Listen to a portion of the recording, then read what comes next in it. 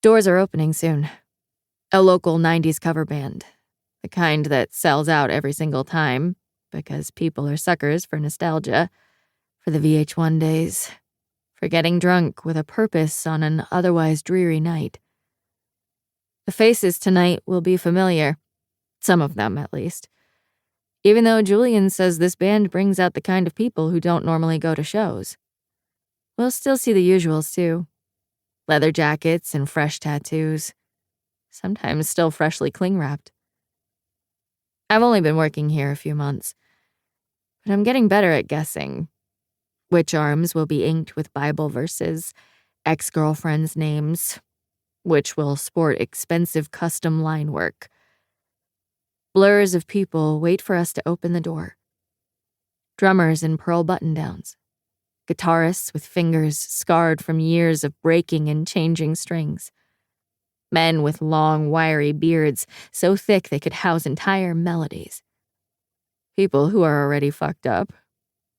People who are alone.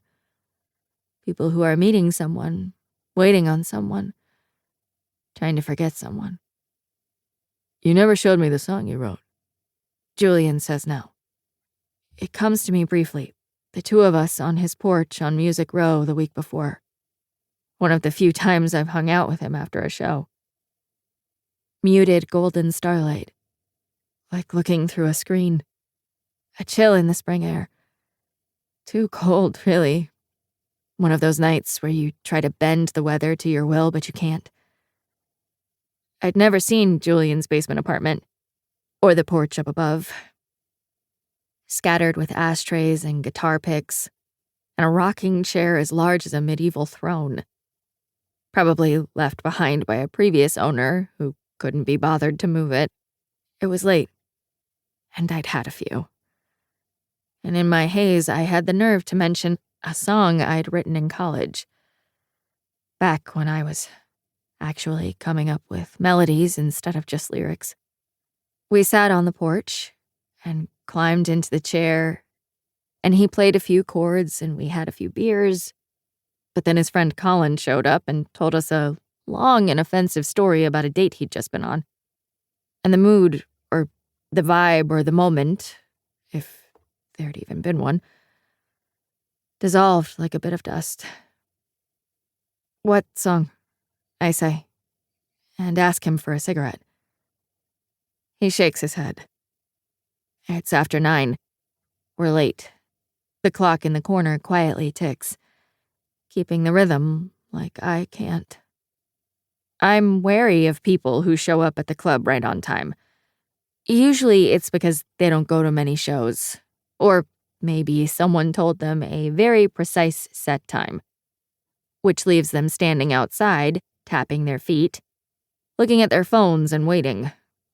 Or perhaps they're somebody's parents, the idea of which always sends a small pang across my chest. Not because I so rarely talk to mine, but because if I were performing my poems to a sparse crowd of bored strangers, can they be called songs if you don't have any melodies? My parents are the last people on earth I'd want to see in the crowd. The early arrivers don't know that our schedules are never tight, even on nights when Andy, the owner, swears they will be. Even when the weather is perfect, when cabs aren't stalled and restless outside. Julien opens the door and the boys outside shake off the rain like dogs. When somebody asks for a coat check, Julien laughs and then tries to rearrange his face into something more polite, into his usual straight lips and unreadable eyes. Eyelashes. Black, black, black. He says no. His voice familiar, in a way I still can't place. Some uncanny valley of friendship, though we barely qualify as friends. Flushed cheeks, a stack of tickets damp from the rain, so wet the paper is like cotton. I take their palms, the cold dew on the skin of their wrists, and stamp each one with a rusty cat. Veins, scars, regrettable ink, bequeathed jewelry and young skin, wristbands from other venues, creases where their wrists meet their palms. I hear every type of voice, Some saying hello, some talking on a cell phone or into a Bluetooth, others talking among themselves.